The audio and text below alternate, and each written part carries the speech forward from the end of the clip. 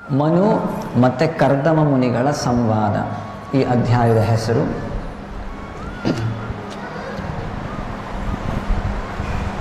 ವಿದುರ ಮೈತ್ರೇಯರಲ್ಲಿ ಹಲವಾರು ಪ್ರಶ್ನೆಗಳನ್ನು ಕೇಳಿದ್ದಾನೆ. ಅದನ್ನೇ ಮುಂದುವರಿಸ್ತಾ ನಾವಿಲ್ಲಿ ನೋಡೋದು. ಮೈತ್ರೇಯ ಮುನಿಗಳನ್ನು ಉದ್ದೇಶಿಸಿ ವಿದುರ ಕೇಳ್ತಿರೋದು ಏನು? ಇದರ ಹಿಂದಿನ ಶ್ಲೋಕದಲ್ಲಿ ಸ್ವಯಂಭುವ ಮನು ಯಾವ ರೀತಿ ತನ್ನ ಕರ್ತವ್ಯವನ್ನು, ಅಸೈನ್ಡ್ ಡ್ಯೂಟಿ, ಪ್ರಜೆಗಳನ್ನು ಉತ್ಪತ್ತಿ ಮಾಡೋದು, ಅವರನ್ನು ಪರಿಪಾಲನೆ ಮಾಡೋದು, ಇಂತಹ ಕಾರ್ಯವನ್ನು ಯಾವ ರೀತಿ ಮಾಡಿದ್ದು. ಅದಾದ ನಂತರ ಈ ಶ್ಲೋಕದಲ್ಲಿ ಅವನ ಮಕ್ಕಳು ಪ್ರಿಯವ್ರತ ಮತ್ತು ಉತ್ತಾನಪಾದ, ಇವರಿಬ್ಬರು ಸ್ವಯಂಭುವ ಮನುವಿನ ಮಕ್ಕಳು.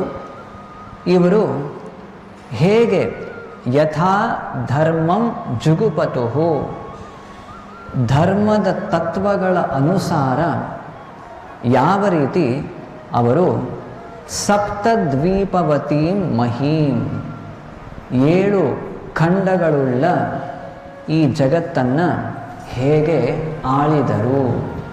ಇದು ವಿದುರನ ಪ್ರಶ್ನೆ.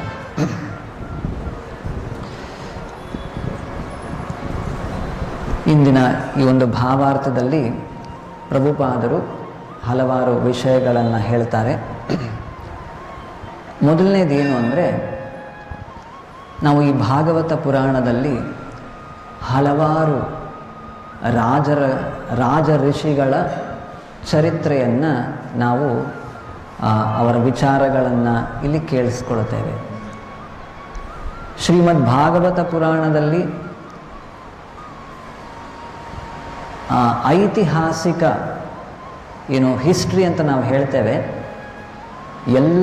ಎಲ್ಲ ರಾಜರ ಒಂದು ದೊಡ್ಡ ಪಟ್ಟಿ, ಅವರ ಒಂದು ಕಾಲ ಅನುಕ್ರಮ, ಕ್ರೊನಲಾಜಿಕಲ್ ಆರ್ಡರ್, ಯಾರ್ಯಾರು ರಾಜ ಆಗಿದ್ದರು, ಹೇಗಿದ್ದರು, ಇದ್ರ ಬಗ್ಗೆ ವಿವರಣೆ ಭಾಗವತದಲ್ಲಿ ಸಿಗೋದಿಲ್ಲ. ಅದಕ್ಕೆ ಇತಿಹಾಸ, ಸಾಕಷ್ಟು ಪುರಾಣಗಳು, ಮಹಾಭಾರತದಲ್ಲಿ ಆ ವಿವರಣೆಗಳು ಸಿಗುತ್ತೆ ನಮಗೆ. ಭಾಗವತ ಪುರಾಣದಲ್ಲಿ ನಮಗೆ ಏನು ಸಿಗುತ್ತೆ?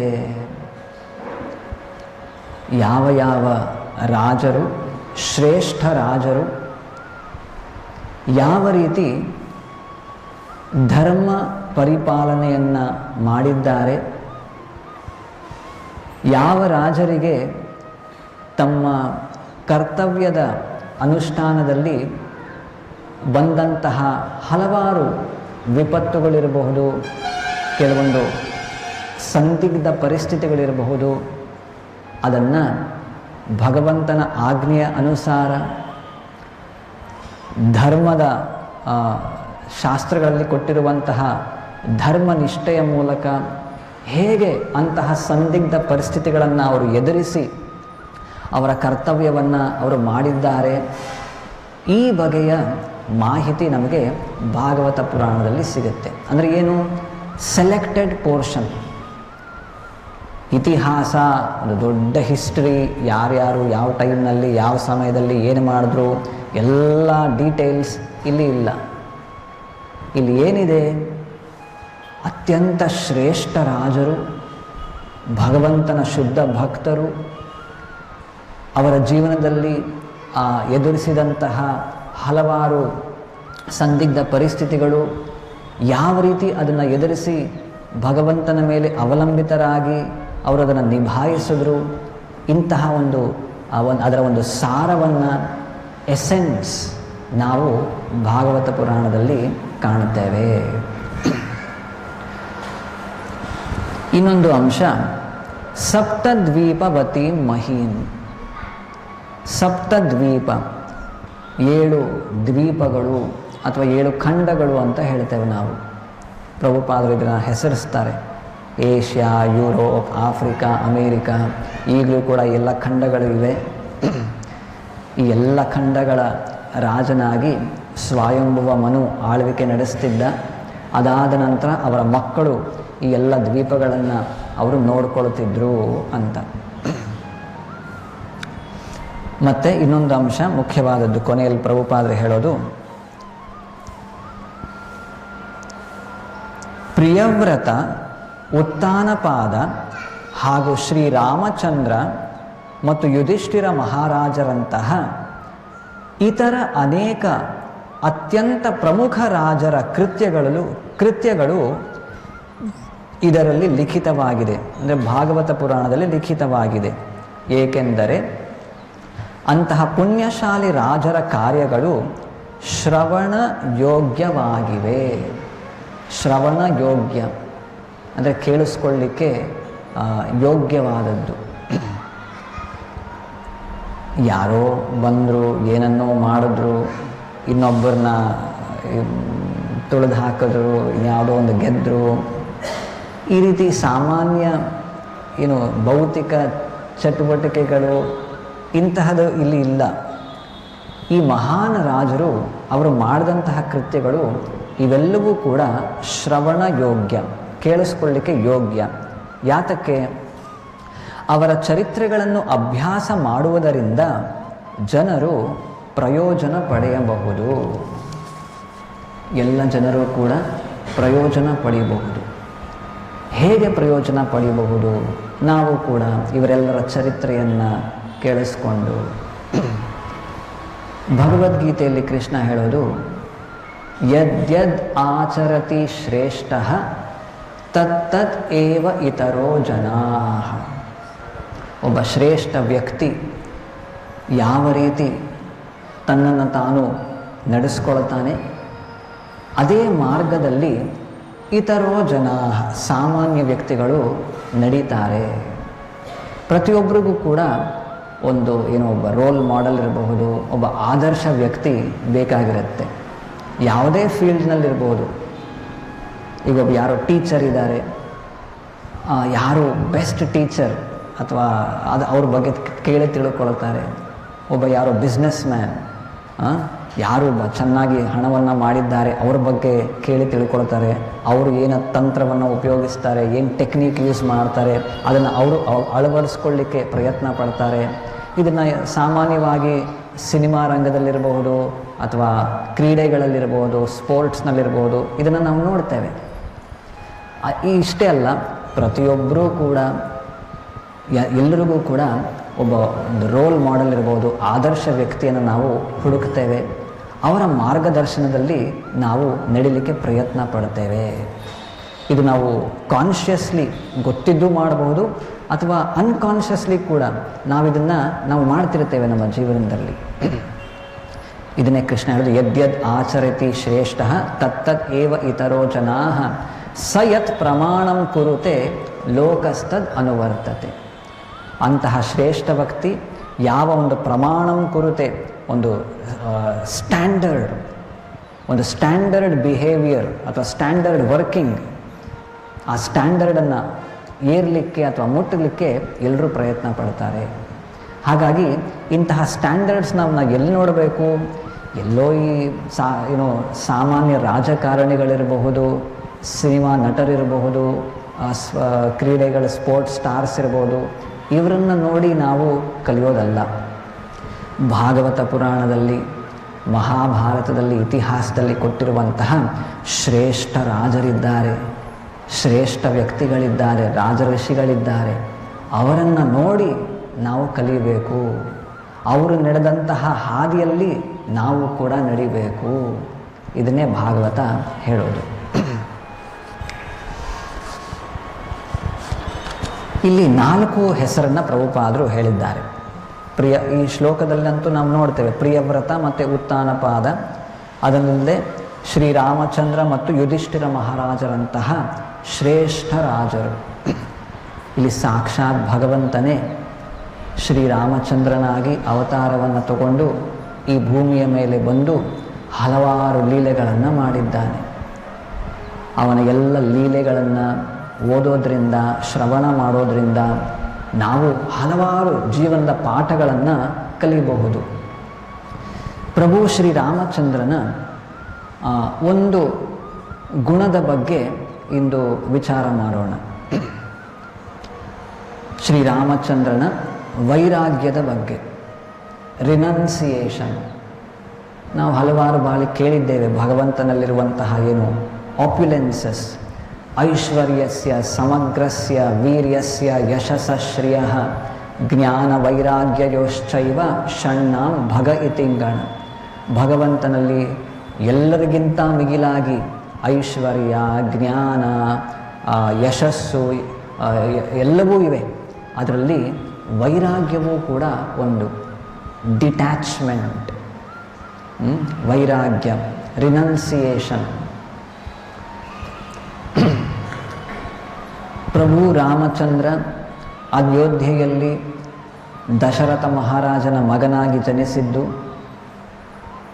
ಅರಮನೆಯಲ್ಲಿ ಲಕ್ಷ್ಮಣ, ಭರತ, ಶತ್ರುಘ್ನ ತನ್ನ ಎಲ್ಲ ತಮ್ಮಂದಿರ ಜೊತೆ ಅವನ ಎಲ್ಲ ವಿದ್ಯಾಭ್ಯಾಸ ಎಲ್ಲವೂ ಆಗತ್ತೆ. ಈಗ ಯೌವನ ಅವಸ್ಥೆಗೆ ಬಂದಿದ್ದಾನೆ. ಆಗ ವಿಶ್ವಾಮಿತ್ರ ಮುನಿಗಳು ದಶರಥ ಮಹಾರಾಜನ ಆಸ್ಥಾನಕ್ಕೆ ಬಂದು ಅವರ ಯಜ್ಞ ಕಾರ್ಯದಲ್ಲಿ ರಾಕ್ಷಸರ ಒಂದು ಉಪಟಳ, ಅವರೆಲ್ಲ ಬಂದು ತೊಂದರೆ ಕೊಡ್ತಿದ್ದಾರೆ. ನಿನ್ನ ಇಬ್ಬರು ಮಕ್ಕಳು ರಾಮ ಮತ್ತು ಲಕ್ಷ್ಮಣರನ್ನು ನನ್ನ ಜೊತೆ ಕಳಿಸ್ಕೊಡು, ಆ ರಾಕ್ಷಸರನ್ನು ಸಂಹಾರ ಮಾಡಲಿಕ್ಕೆ ಅಂತ ವಿಶ್ವಾಮಿತ್ರ ಮುನಿಗಳು ದಶರಥ ಮಹಾರಾಜನಲ್ಲಿ ಕೇಳಿಕೊಳ್ತಾರೆ. ಆಗ ದಶರಥ ಮಹಾರಾಜನಿಗೆ ಇದು ಇಷ್ಟ ಇರೋದಿಲ್ಲ. ಅರೇ, ರಾಕ್ಷಸರ ಒಂದು ಉಪಟಳ ಅಂದರೆ ಅದು ನನ್ನ ಧರ್ಮ, ನಾನು ಮಾಡ್ತೇನೆ, ನಾನೇ ಸ್ವತಃ ಬರ್ತೇನೆ, ನನ್ನ ಇಡೀ ಸೈನ್ಯವೊಂದೊಂದಿಗೆ ಬಂದು ನಿಮಗೆ ಸಹಾಯವನ್ನು ಮಾಡ್ತೇನೆ ಅಂತ ಹೇಳ್ತಾರೆ.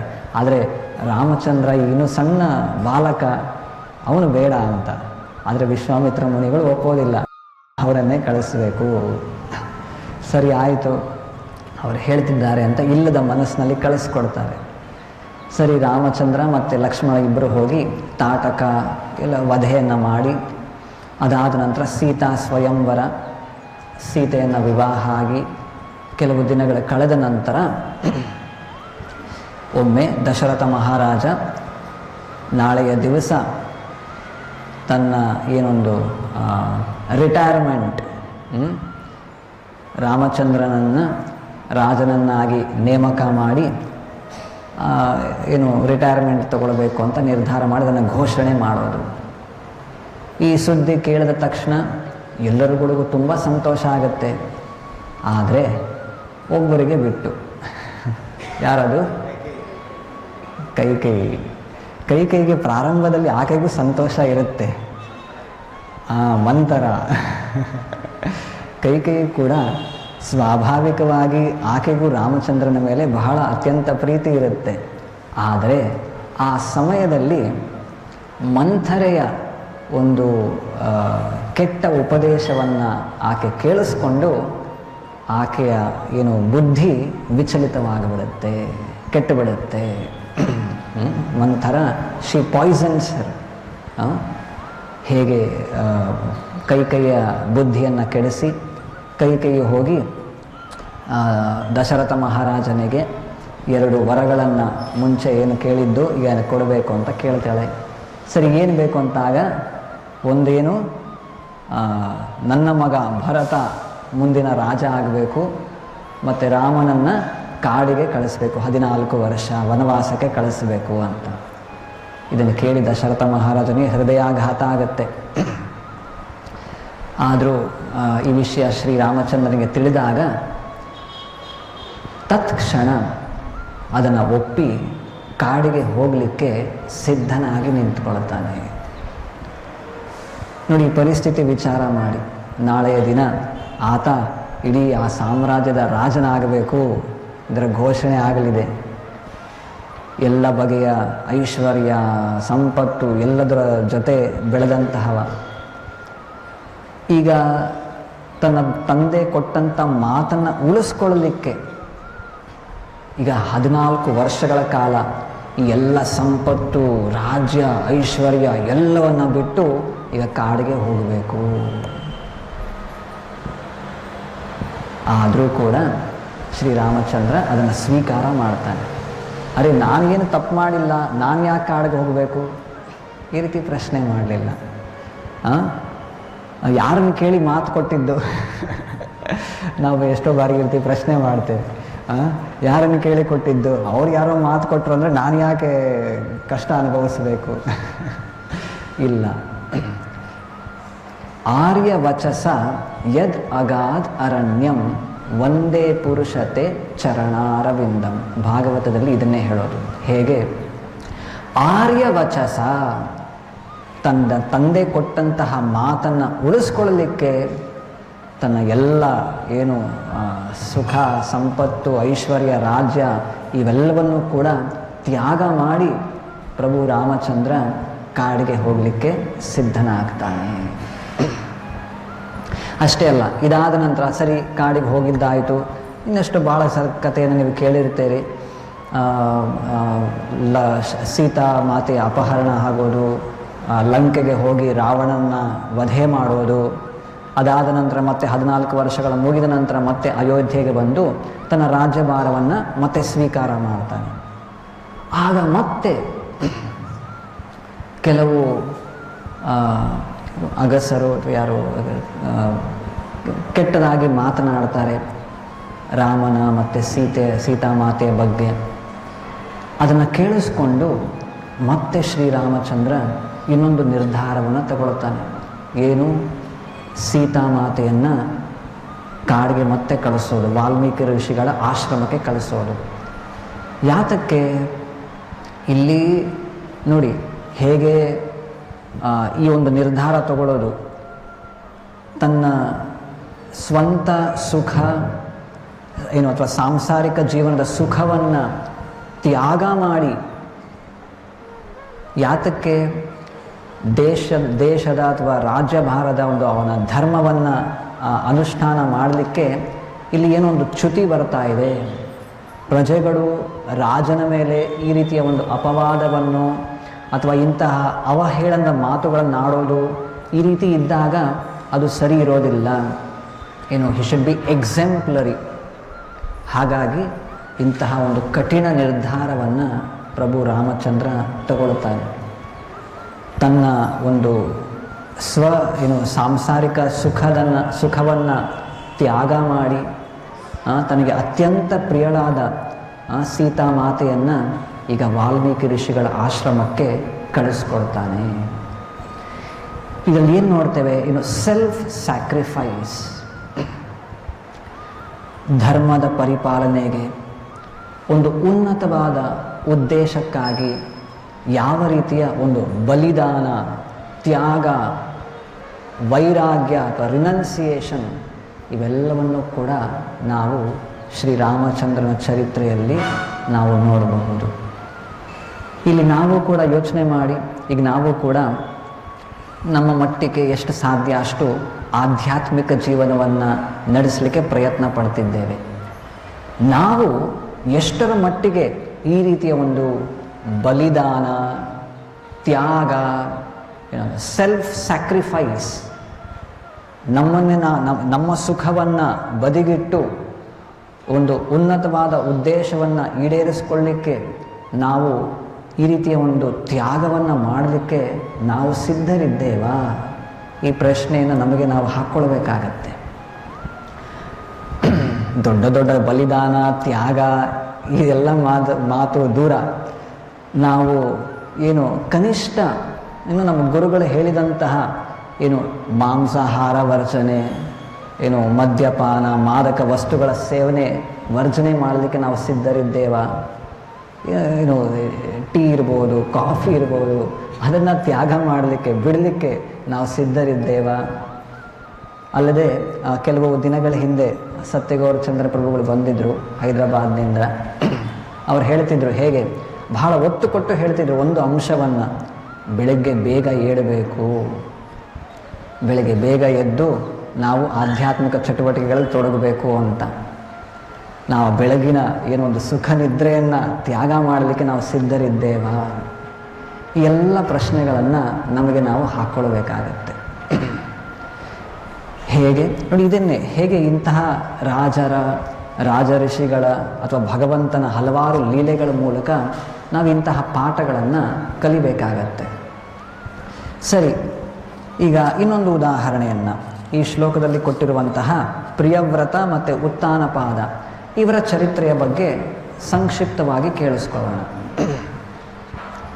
ಪ್ರಿಯವ್ರತ ಮಹಾರಾಜ ಮತ್ತು ಉತ್ತಾನಪಾದ ಮಹಾರಾಜ ಇವರು ಕೂಡ ಬಹಳ ಶ್ರೇಷ್ಠ ರಾಜರು. ಸ್ವಯಂಭುವ ಮನುವಿನ ಮಕ್ಕಳು. ಸ್ವಯಂಭುವ ಮನುವಿಗೆ ಇಬ್ಬರು ಮಕ್ಕಳು, ಪ್ರಿಯವ್ರತ ಹಿರಿಯವ, ಉತ್ತಾನಪಾದ ಕಿರಿಯ ಮಗ.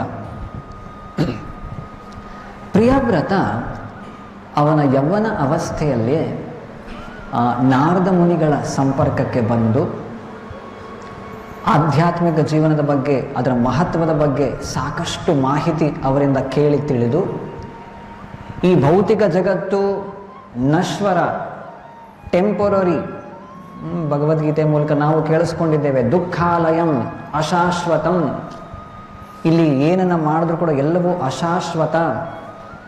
ಬೇರೆ ಬೇರೆ ರೀತಿಯಲ್ಲಿ ನಾವು ಈ ಭೌತಿಕ ಜಗತ್ತಿನಲ್ಲಿ ಇದ್ದರೆ ಬಂಧನಕ್ಕೆ ಒಳಗಾಗಿಬಿಡುತ್ತೇವೆ. ಸಾಂಸಾರಿಕ ಜೀವನ ಇರಬಹುದು, ಅಥವಾ ರಾಜ್ಯಭಾರ ಇರಬಹುದು, ಹೆಂಡತಿ ಮಕ್ಕಳು, ಒಂದು ವೈವಾಹಿಕ ಜೀವನ, ಅಥವಾ ಇಲ್ಲಿ ಅಡ್ಮಿನಿಸ್ಟ್ರೇಷನ್, ದೇಶವನ್ನು ನೋಡ್ಕೊಳ್ಬೇಕು ಅಂದರೆ ಏನು ವೈರಿಗಳು, ಅಲ್ಲಿ ಇರುವಂತಹ ಏನು ತಂತ್ರ, ಡಿಪ್ಲೊಮೆಸಿ ಎಲ್ಲದಕ್ಕೆ ಒಳಗಾಗಬೇಕಾಗತ್ತೆ. ಇದಕ್ಕೆಲ್ಲ ಒಳಗಾಗ್ಬಿಟ್ರೆ ಆಧ್ಯಾತ್ಮಿಕ ಜೀವನದಲ್ಲಿ ಮುಂದೆ ಬರಲಿಕ್ಕೆ ಆಗೋದಿಲ್ಲ. ಈ ನಿರ್ಧಾರವನ್ನು ಮಾಡಿ ಪ್ರಿಯವ್ರತ ರಾಜ್ಯವನ್ನು, ತನ್ನ ಮನೆಯನ್ನು ಬಿಟ್ಟು ಆತ ಕಾಡಿಗೆ ಹೋಗ್ತಾನೆ. ಕಾಡಿಗೆ ಹೋಗಿ ಅಲ್ಲಿ ಗಂಧಮಾದನ ಪರ್ವತ, ಆ ಗಂಧಮಾದನ ಪರ್ವತದಲ್ಲಿ ಕುಳಿತು ಅಲ್ಲಿ ನಾರದ ಮುನಿಗಳು ನೀಡಿರುವಂತಹ ಉಪದೇಶಗಳ ಅನುಸಾರ ಧ್ಯಾನ, ಯೋಗ, ಎಲ್ಲ ಬಗೆಯ ಆಧ್ಯಾತ್ಮಿಕ ಚಟುವಟಿಕೆಗಳಲ್ಲಿ ತನ್ನನ್ನು ತಾನು ತೊಡಗಿಸಿಕೊಳ್ಳುತ್ತಾನೆ. ಬಹಳ ಸಿವಿಯರ್ ಪೆನಾನ್ಸ್, ಉಗ್ರವಾದ ತಪಸ್ಸು, ಇಂತಹ ಒಂದು ಚಟುವಟಿಕೆಯಲ್ಲಿ ತನ್ನನ್ನು ತಾನು ತೊಡಗಿಸಿಕೊಳ್ಳುತ್ತಾನೆ.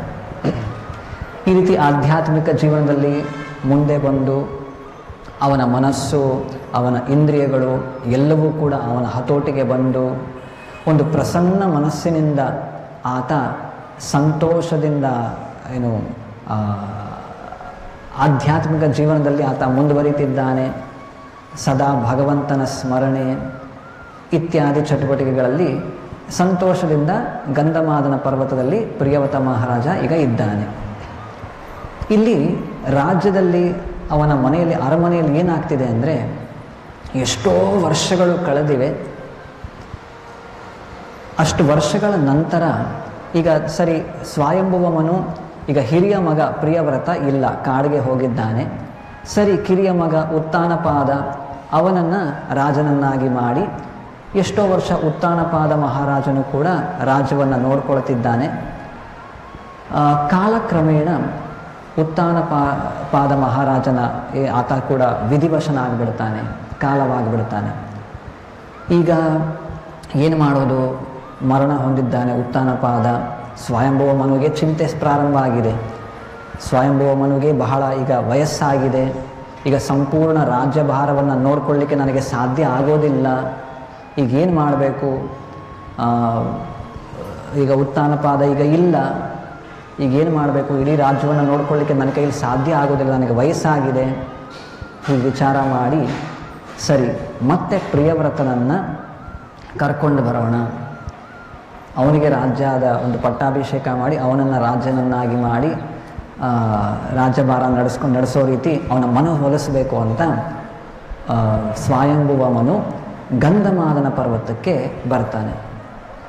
ಅಲ್ಲಿ ನೋಡ್ತಾನೆ ಪ್ರಿಯವ್ರತ ಸಂತೋಷದಿಂದ, ನೆಮ್ಮದಿಯಿಂದ, ಯಾವುದೇ ಚಿಂತೆ ಇಲ್ಲದೆ ಎಲ್ಲ ಅವನ ಮನಸ್ಸು ಇಂದ್ರಿಯಗಳನ್ನು ನಿಗ್ರಹ ಮಾಡಿ ಭಗವಂತನ ಮೇಲೆ ಸಂಪೂರ್ಣ ಅವನ ಆಸಕ್ತಿಯಿಂದ ತನ್ನ ಆಧ್ಯಾತ್ಮಿಕ ಜೀವನದಲ್ಲಿ ತೊಡಗಿದ್ದಾನೆ.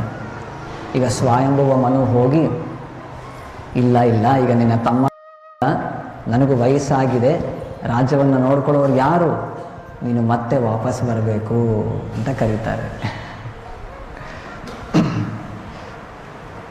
ಈಗ ಪ್ರಿಯವ್ರತನಿಗೆ ಇವನು ಒಂದು ಸಂದಿಗ್ಧ ಪರಿಸ್ಥಿತಿ. ಈಗ ಏನು ಮಾಡಬೇಕು? ತನ್ನ ಗುರುಗಳು ನಾರದ ಮುನಿಗಳು ಆಧ್ಯಾತ್ಮಿಕ ಜೀವನದ ಬಗ್ಗೆ ಸಾಕಷ್ಟು ಉಪದೇಶಗಳನ್ನು ಕೊಟ್ಟಿದ್ದಾರೆ. ಆ ಎಲ್ಲವನ್ನು ಕೂಡ ಅನುಸರಿಸಿ ಸಂತೋಷದಿಂದ ಈಗ ಅಲ್ಲಿ ಗಂಧಮಾದನ ಪರ್ವತದಲ್ಲಿ ಇದ್ದೇನೆ. ಈಗ ತನ್ನ ತಂದೆ ಸ್ವಯಂಭುವ ಮನು ಬಂದು ಇಲ್ಲ ರಾಜ್ಯವನ್ನು ನೋಡ್ಕೊಳ್ಬೇಕು, ನಿನ್ನ ಧರ್ಮವನ್ನು ಮಾಡಬೇಕು, ನೀನು ಮತ್ತೆ ಮನೆಗೆ ಬರಬೇಕು ಅಂತ ವಾಪಸ್ ಕರೀತಾ ಇದ್ದಾರೆ. ಈ ಪರಿಸ್ಥಿತಿಯಲ್ಲಿ ನೀವು ಇದ್ದಿದ್ರೆ ಏನು ಮಾಡಿರ್ತಿದ್ರಿ? ಬಂದುಬಿಡ್ತಿದ್ರಿ?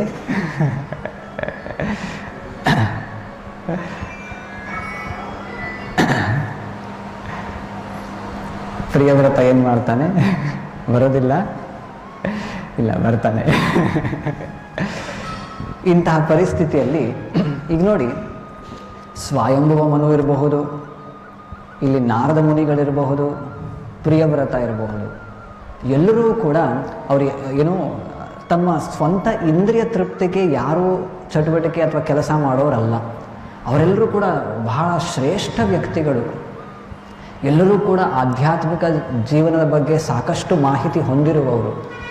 ಆದರೆ ಈ ಒಂದು ಸಂದಿಗ್ಧ ಪರಿಸ್ಥಿತಿ ಉಂಟಾಗಿದೆ. ಈ ಪರಿಸ್ಥಿತಿಯನ್ನು ನಿವಾರಣೆ ಮಾಡಲಿಕ್ಕೆ ಬ್ರಹ್ಮದೇವರು ಅಲ್ಲಿಗೆ ಬರ್ತಾರೆ. ಬ್ರಹ್ಮದೇವರು ಬಂದು ಪ್ರಿಯವ್ರತನಿಗೆ ಹಲವಾರು ಉಪದೇಶಗಳನ್ನು ನೀಡುತ್ತಾರೆ. ಬ್ರಹ್ಮದೇವರು ಬಂದು ನಾನು ಹೇಳಿದಾಗ ಮಾಡು ಅಂತ ಹೇಳೋದಿಲ್ಲ, ಇದು ಭಗವಂತನ ಇಚ್ಛೆ. ಭಗವಂತನ ಇಚ್ಛೆ ಏನು? ನೀನು ಈಗ ಈ ಗಂಧಮಾದನ ಪರ್ವತವನ್ನು ತೊರೆದು ಮತ್ತೆ ರಾಜ್ಯಕ್ಕೆ ಹೋಗಿ ಅಲ್ಲಿ ವೈವಾಹಿಕ ಜೀವನದಲ್ಲಿ ತೊಡಗಿ ನೀನು ಮತ್ತೆ ರಾಜ್ಯವನ್ನು ಆಳ್ವಿಕೆ ಮಾಡಬೇಕು, ಇದು ಭಗವಂತನ ಇಚ್ಛೆ ಅಂತ ಭಗವಂತನ ಸಂದೇಶವನ್ನು ಪ್ರಿಯವ್ರತ ಮಹಾರಾಜನಿಗೆ ನೀಡುತ್ತಾರೆ. ಇಲ್ಲಿ ನೋಡಿ, ಪ್ರಿಯವ್ರತ ಮಹಾರಾಜನಿಗೆ ತನ್ನ ತಂದೆ ಸ್ವಯಂಭುವ ಮನು, ಅವರ ತಂದೆ ಬ್ರಹ್ಮದೇವರು ಅಂದರೆ ಅವನ ಅಜ್ಜ, ಇಲ್ಲಿ ಅವನ ಗುರುಗಳು ನಾರದ ಮುನಿಗಳು, ಅವರ ಗುರುಗಳು ಬ್ರಹ್ಮ. ಹಾಗಾಗಿ ಅವರು ಬಂದು ಈ ರೀತಿಯ ಒಂದು ಸ್ಪೆಸಿಫಿಕ್ ಇನ್ಸ್ಟ್ರಕ್ಷನ್, ಇದು ಎಲ್ಲರಿಗೂ ಅಪ್ಲೈ ಆಗುತ್ತೆ, ಎಲ್ಲರಿಗೂ ಇದೇ ಮಾಡಬೇಕು ಅಲ್ಲ. ಪ್ರಿಯವ್ರತನಿಗೆ ಇಂತಹ ಒಂದು ಉಪದೇಶವನ್ನು ನೀಡುತ್ತಾರೆ. ಹೀಗೆ ಬ್ರಹ್ಮದೇವರು ಬಂದು ಇಂತಹ ಉಪದೇಶವನ್ನು ನೀಡಿದಾಗ ಪ್ರಿಯವ್ರತ ಅದನ್ನು ಸ್ವೀಕಾರ ಮಾಡ್ತಾನೆ. ಇಲ್ಲಿ ನಾವು ನೋಡಿ ವಿಚಾರ ಮಾಡಿ, ಈ ಭೌತಿಕ ಜಗತ್ತು ಎಲ್ಲ ಎಷ್ಟೊಂದು ನಶ್ವರ, ಇದೆಲ್ಲ ಬಹಳಷ್ಟು ಕಲುಷಿತವಾಗಿದೆ, ಇದನ್ನೆಲ್ಲ ದೂರ ಆಗಿ ನಾನೇನೋ ಆಧ್ಯಾತ್ಮಿಕ ಜೀವನ ನಡೆಸ್ತೇನೆ, ಸಂತೋಷವಾಗಿರುತ್ತೇನೆ, ಹೌದು ಇದು ಚೆನ್ನಾಗಿದೆ ಅಂತ ಅನಿಸುತ್ತೆ. ಇಲ್ಲಿ ಪ್ರಿಯವ್ರತ ಮಹಾರಾಜನಿಗೆ ಇದರ ಆಪೋಸಿಟ್ ಇನ್ಸ್ಟ್ರಕ್ಷನ್. ಆಧ್ಯಾತ್ಮಿಕ ಜೀವನದಲ್ಲಿ ಸಂತೋಷವಾಗಿ ಇದ್ದಾನೆ, ಈಗ ಮತ್ತೆ ಅದನ್ನು ತೊರೆದು ಎಷ್ಟೋ ವರ್ಷಗಳು ಅಲ್ಲಿದ್ದಾನೆ, ಅದನ್ನು ತೊರೆದು ಮತ್ತೆ ಬಂದು ವಿವಾಹ ಮದುವೆ ಆಗಬೇಕು, ಮಕ್ಕಳಾಗಬೇಕು, ದೇಶವನ್ನು ನೋಡಿಕೊಳ್ಬೇಕು, ಎಲ್ಲ ಬಗೆಯ ಅಡ್ಮಿನಿಸ್ಟ್ರೇಷನ್ ಮ್ಯಾನೇಜ್ಮೆಂಟ್ ಎಲ್ಲ ಸಾಕಷ್ಟು ಆ ಒಂದು ಹೊಣೆಗಾರಿಕೆಯನ್ನು ತಲೆ ಮೇಲೆ ತಗೊಳ್ಬೇಕು. ಆದರೂ ಕೂಡ ಬ್ರಹ್ಮದೇವರು ಹೇಳಿದ್ದಕ್ಕೆ ಅದನ್ನು ಅವರ ಮಾತನ್ನು ಅನುಸರಿಸಿ ಅದಕ್ಕೆ ಸಿದ್ಧನಾಗ್ತಾನೆ ಪ್ರಿಯವ್ರತ. ಮತ್ತೆ ತನ್ನ ರಾಜ್ಯಕ್ಕೆ ಬಂದು, ಅರಮನೆಗೆ ಬಂದು ಬರ್ಹಿಷ್ಮತಿ ಅನ್ನೋ ಒಬ್ಬ ಕನ್ಯೆಯನ್ನು ವಿವಾಹ ಆಗಿ 10 ಜನ ಮಕ್ಕಳಾಗ್ತಾರೆ. ಅದರಲ್ಲಿ 7 ಜನ ಈ 7 ದ್ವೀಪಗಳನ್ನು ನೋಡ್ಕೊಳ್ತಾರೆ, ಇನ್ನು 3 ಜನ ಮಕ್ಕಳು ಸನ್ಯಾಸಿಗಳಾಗ್ತಾರೆ. ಈ ರೀತಿ ಅವನ ಕಥೆಗೆ ಸಾಕಷ್ಟು ಹಾಗೆ ಮುಂದುವರಿಯುತ್ತೆ. 5ನೇ ಸ್ಕಂದದಲ್ಲಿ ಈ ವಿವರಣೆಯನ್ನು ನಾವು ಸಾಕಷ್ಟು ನೋಡಬಹುದು. ಹೀಗೆ ಪ್ರಿಯವ್ರತ ಮಹಾರಾಜ ಯಾವ ರೀತಿ ತನ್ನ ಆಧ್ಯಾತ್ಮಿಕ ಜೀವನ ಮತ್ತು ಭೌತಿಕ ಜೀವನ ಎರಡನ್ನೂ ಕೂಡ ಏನು ಒಂದು ಬ್ಯಾಲೆನ್ಸ್ ಮಾಡ್ಕೊಂಡು ಹೋಗಿದ್ದು, ಇದನ್ನು ನಾವು ನೋಡ್ತೇವೆ. ಇಲ್ಲಿ ಯಾವುದೋ ಒಂದು ಸರಿ ತಪ್ಪು ಈ ವಿವೇಚನೆ ನಾವು ಮಾಡೋ ಹಾಗಿಲ್ಲ. ಆ ಸಮಯಕ್ಕೆ, ಆ ಸಂದರ್ಭಕ್ಕೆ, ಮತ್ತು ಅದರಲ್ಲೂ ವಿಶೇಷವಾಗಿ ನಮ್ಮ ಗುರುಗಳು ಹಿರಿಯರು ಏನು ಹೇಳ್ತಾರೆ ಅವರ ಆಜ್ಞೆಯನ್ನು ಪಾಲನೆ ಮಾಡೋದು, ಈ ಎಲ್ಲವನ್ನು ಮನಸ್ಸಿನಲ್ಲಿಟ್ಕೊಂಡು ನಾವು ನಿರ್ಧಾರವನ್ನು ತಗೊಳ್ಬೇಕಾಗತ್ತೆ. ಪ್ರಿಯವ್ರತ ಮಹಾರಾಜ ಈ ಪರಿಸ್ಥಿತಿಯಲ್ಲಿ ತನ್ನ ಆಧ್ಯಾತ್ಮಿಕ ಸಂಪೂರ್ಣ 100% ಹಿ ವಾಸ್ ಡೆಡಿಕೇಟೆಡ್. ಅದನ್ನು ಬಿಟ್ಟು ಈಗ ಮತ್ತೆ ರಾಜ್ಯಭಾರವನ್ನು ಕೈಗೆ ತಗೊಂಡು ಅದರ ಜೊತೆಗೆ ಆಧ್ಯಾತ್ಮಿಕ ಚಟುವಟಿಕೆಯನ್ನು ನಡೆಸಲಿಕ್ಕೆ ಆತ ಸಿದ್ಧನಾಗ್ತಾನೆ. ಇಲ್ಲಿ ನೋಡಿ, ಗೃಹಸ್ಥರಿಗೆ ಇಲ್ಲಿ ಒಂದು ದೊಡ್ಡ ಪಾಠ ಇದೆ. ಬರೀ ಸನ್ಯಾಸಿಗಳು ಅಥವಾ ಬ್ರಹ್ಮಚಾರಿಗಳು ಅವರಷ್ಟೇ 100% ಡೆಡಿಕೇಶನ್ ಮಾಡಲಿಕ್ಕೆ ಸಾಧ್ಯ ಆಗುತ್ತೆ, ಈ ರೀತಿ ಏನಲ್ಲ. ನಾವೆಲ್ಲ ಈ ಯುಧಿಷ್ಠಿರ ಮಹಾರಾಜ ಇರ್ಬೋದು, ಪ್ರಿಯವ್ರತ ಇರ್ಬೋದು, ಸ್ವಯಂಭವ ಮನು ಇರಬಹುದು, ಇವರೆಲ್ಲರೂ ಕೂಡ ಗೃಹಸ್ಥರೇ. ಅವರ ವೈವಾಹಿಕ ಸಾಂಸಾರಿಕ ಜೀವನದೊಂದಿಗೆ ಆಧ್ಯಾತ್ಮಿಕ ಜೀವನದಲ್ಲೂ ಕೂಡ ಇವರೆಲ್ಲರೂ ಕೂಡ ಸಾಕಷ್ಟು ಮುಂದುವರೆದಿರೋರು. ಭಗವದ್ಗೀತೆಯ ಒಂದು ಭಾಗವನ್ನು ಓದಿ ಹೇಳ್ತೇನೆ.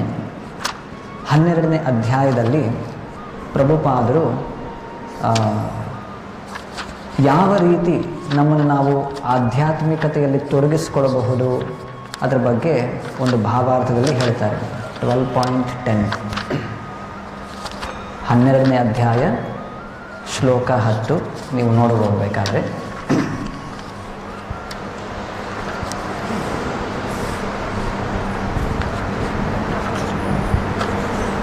ಈಗ ಕೃಷ್ಣ ಪ್ರಜ್ಞೆಯಲ್ಲಿ ನಮಗೆ ಪ್ರಭುಪಾದರು ಸಾಕಷ್ಟು ಇನ್ಸ್ಟ್ರಕ್ಷನ್ಸ್ ಕೊಟ್ಟಿದ್ದಾರೆ, ಉಪದೇಶಗಳನ್ನು.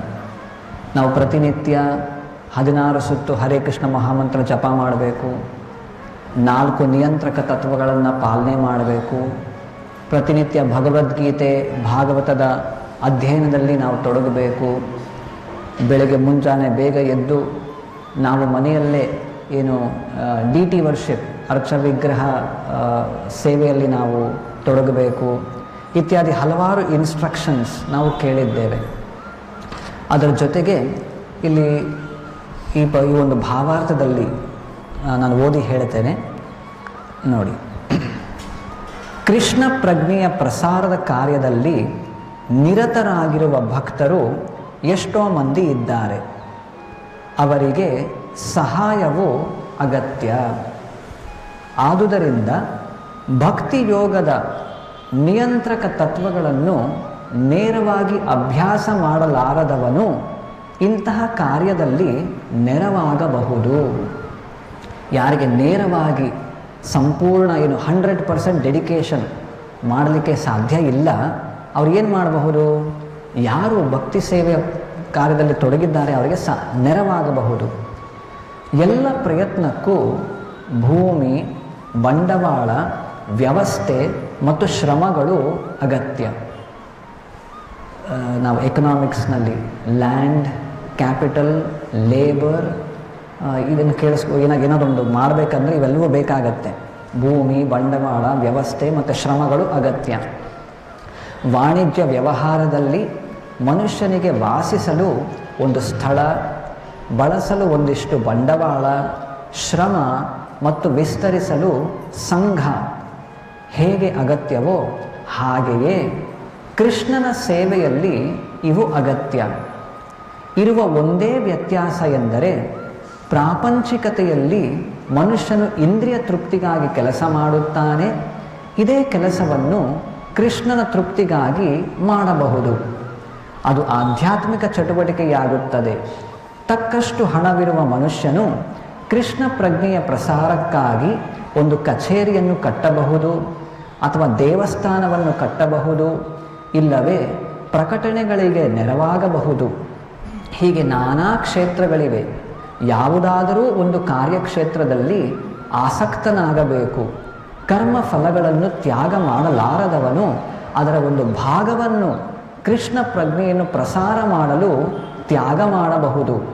ಕೃಷ್ಣ ಪ್ರಜ್ಞೆಗಾಗಿ ಸ್ವಯಂ ಪ್ರೇರಣೆಯಿಂದ ಮಾಡುವ ಈ ಕಾರ್ಯವು ಮನುಷ್ಯನು ಭಗವತ್ ಪ್ರೇಮದಲ್ಲಿ ಇನ್ನೂ ಮೇಲಿನ ಸ್ಥಿತಿಗೆ ಏರಲು ನೆರವಾಗುತ್ತದೆ.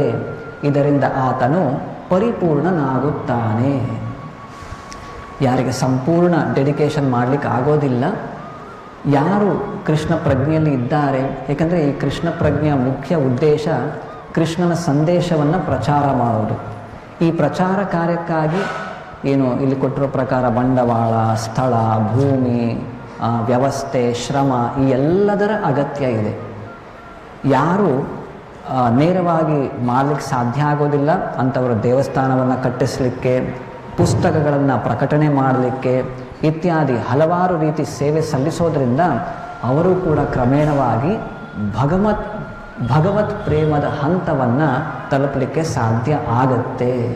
ಅಂತ ಪ್ರಭುಪಾದರು ಸ್ಪಷ್ಟವಾಗಿ ಹೇಳ್ತಾರೆ. ಈ ರೀತಿಯಾಗಿ ನಾವು ಕೂಡ ಪ್ರಿಯವ್ರತ ಮಹಾರಾಜನ ಕಥೆಯನ್ನು ಕೇಳಿ ಇದರಿಂದ ಏನೋ ಒಂದು ಇನ್ಸ್ಪಿರೇಷನ್ ನಾವು ಕೂಡ ತಗೊಂಡು ನಮ್ಮ ಜೀವನದಲ್ಲಿ ವೈಯಕ್ತಿಕವಾಗಿ ನಾವು ಕೂಡ ನಮ್ಮ ದೈನಂದಿನ ಕರ್ತವ್ಯಗಳ ಜೊತೆ ಆಧ್ಯಾತ್ಮಿಕ ಪ್ರಗತಿಯ ಕಡೆ ಗಮನವನ್ನು ಹರಿಸಬೇಕು. ಅದರ ಜೊತೆಗೆ ನಾವು ಈ ಕೃಷ್ಣ ಪ್ರಜ್ಞೆ ಕಾರ್ಯದ ಪ್ರಚಾರ ಕಾರ್ಯದಲ್ಲೂ ಕೂಡ ನಾವು ತೊಡಗಿಸ್ಕೊಂಡ್ರೆ ನಮ್ಮನ್ನು ನಾವು ಬಹಳ ವೇಗವಾಗಿ ನಾವು ಕೂಡ ಭಗವತ್ ಪ್ರೇಮದ ಹಂತವನ್ನು ತಲುಪಲಿಕ್ಕೆ ಸಾಧ್ಯ ಆಗುತ್ತೆ. ಇದು ಇನ್ನೊಂದು ಕಥೆ. ಕೊನೆಯದಾಗಿ ಮಹಾರಾಜ ಯುಧಿಷ್ಠಿರನ ಒಂದು ಕಥೆಯನ್ನು ಹೇಳ್ತೇನೆ. ಯುಧಿಷ್ಠಿರ ಮಹಾರಾಜ ಮಹಾಭಾರತದಲ್ಲಿ ಪ್ರಾರಂಭದಿಂದ ಕೊನೆಯ ತನಕ ನಾವು ಮಹಾಭಾರತದಲ್ಲಿ ಸಾಕಷ್ಟು ಕ್ಯಾರೆಕ್ಟರ್ಸ್ ವ್ಯಕ್ತಿಗಳನ್ನು ನೋಡ್ತೇವೆ. ಅದರ ಪ್ರಾರಂಭದಿಂದ ಹಿಡಿದು ಕೊನೆಯ ತನಕ ಎಲ್ಲ ಪರ್ವಗಳಲ್ಲೂ ಕೂಡ ನಾವು ನೋಡುವಂತಹ ವ್ಯಕ್ತಿ ಯಾರು ಅಂದರೆ ಮಹಾರಾಜ ಯುಧಿಷ್ಠಿರ. ಇಡೀ ಮಹಾಭಾರತ ಪಾಂಡವರು ಅವರು ನಡೆಸಿದಂತಹ ಜೀವನ ಎಂತಹ ದೊಡ್ಡ ದೊಡ್ಡ ಸಂದಿಗ್ಧ ಪರಿಸ್ಥಿತಿಗಳನ್ನು ಅವರು ಎದುರಿಸಿದ್ರು, ಯಾವ ರೀತಿ ಪ್ರತಿಯೊಂದು ಪರಿಸ್ಥಿತಿಯಲ್ಲೂ ಕೂಡ ಭಗವಂತನ ಮೇಲೆ ಅವಲಂಬಿತರಾಗಿ ಅವರು ಜೀವನವನ್ನು ನಡೆಸಿದ್ರು, ಬಂದಂತಹ ಎಲ್ಲ ಕಷ್ಟಗಳನ್ನು ಅವರು ಎದುರಿಸಿದ್ರು. ಅಲ್ಲದೆ ವಿಶೇಷವಾಗಿ ಭಗವಂತನಿಗೆ ಅವರನ್ನು ಕಂಡರೆ ಎಷ್ಟು ಪ್ರೀತಿ, ಸ್ವತಃ ಭಗವಂತನೇ ಅವರ ದೂತನಾಗಿ, ಸೇವಕನಾಗಿ, ಒಬ್ಬ ಡ್ರೈವರ್ ಆಗಿ ಎಲ್ಲ ಬಗೆ ಅವರಿಗೆ ಸಹಾಯವನ್ನು ಸೇವೆಯನ್ನು ಸಲ್ಲಿಸ್ತಿದ್ದ. ಅಂದರೆ ಎಷ್ಟು ಭಗವಂತನೊಂದಿಗೆ ಒಂದು ನಿಕಟ ಒಂದು ಸಂಬಂಧವನ್ನು ಅವರು ಹೊಂದಿರುತ್ತಾರೆ. ಹಾಗಾಗಿ ಪಾಂಡವರ ಬಗ್ಗೆ ನಾವು ತಿಳ್ಕೊಳ್ಳೋದು ಕೂಡ ತುಂಬ ಮುಖ್ಯ. ಒಂದು ಸಣ್ಣ ಕಥೆಯನ್ನು ಅಷ್ಟೇ ಹೇಳ್ತೇನೆ. ಕೆಲವು ದಿನ ಅಷ್ಟೇ ನಾವು ಅಕ್ಷಯ ತೃತೀಯ ಆಚರಣೆ ಮಾಡಿದ್ವಿ. ಹೇಗೆ ದೂರ್ವಾಸ ಮುನಿಗಳ ಕಥೆ. ದೂರ್ವಾಸ ಮುನಿಗಳು ಬಂದು ಪಾಂಡವರಿಗೆ ದ್ರೌಪದಿಯ ಆಹಾರ ಸೇವನೆ ಮುಗಿದ ನಂತರ ಯಾವಾಗ ಅಕ್ಷಯ ಪಾತ್ರೆಯಿಂದ ಇನ್ನೇನು ಸಿಗೋದಿಲ್ಲ ಆ ಸಮಯದಲ್ಲಿ ಬಂದು ಅವರು ಎಷ್ಟೋ ಸಾವಿರಾರು ಜನ ಶಿಷ್ಯರೊಂದಿಗೆ ಬಂದು ಈಗ ನಿಮ್ಮ ಮನೆಯಲ್ಲಿ ನಮಗೆ ಆತಿಥ್ಯವನ್ನು ನೀಡಬೇಕು, ನಾವು ಸ್ನಾನ ಮಾಡ್ಕೊಂಡು ಬರ್ತೇವೆ, ನಮಗೆ ಆಹಾರದ ಸಿದ್ಧತೆ ಮಾಡಿ ಅಂತ ಹೇಳಿ ಹೋಗ್ತಾರೆ. ಇಲ್ಲಿ ಮಹಾರಾಜ ಯುಧಿಷ್ಠಿರನಿಗೆ ಎಲ್ಲ ಪಾಂಡವರಿಗೆ ತುಂಬ ಖೇದ ಉಂಟಾಗತ್ತೆ, ತುಂಬ ನೋವು ಉಂಟಾಗತ್ತೆ. ಅಯ್ಯೋ ಏನು ಮಾಡೋದೀಗ, ನಾವು ಕ್ಷತ್ರಿಯರು ಬಂದಂಥವರಿಗೆ ಎಲ್ಲ ಬಗೆಯ ವ್ಯವಸ್ಥೆಯನ್ನು ಮಾಡಿಕೊಡೋದು ನಮ್ಮ ಕರ್ತವ್ಯ. ಅದರಲ್ಲೂ ದೂರ್ವಾಸ ಮುನಿಗಳು ಋಷಿಗಳು ಅವರು ಬಂದು ಸ್ವತಃ ಏನೋ ಕೇಳಿದ್ದಾರೆ ಅಂದರೆ ನಾವು ಅವರಿಗೆ ಇಲ್ಲ ಅನ್ನೋ ಹಾಗಿಲ್ಲ. ಅದರಲ್ಲೂ ಅವರು ಕೇಳಿದ್ದು ಏನೋ ದೊಡ್ಡದೇನೋ ಅಲ್ಲ, ಏನು ಆಹಾರದ ಒಂದು ವ್ಯವಸ್ಥೆ, ಅದನ್ನು ಕೂಡ ನಮಗೆ ಈಗ ಮಾಡಲಿಕ್ಕೆ ಸಾಧ್ಯ ಆಗ್ತಿಲ್ವಲ್ಲ, ಬಹಳ ದುಃಖ ಆಗುತ್ತೆ.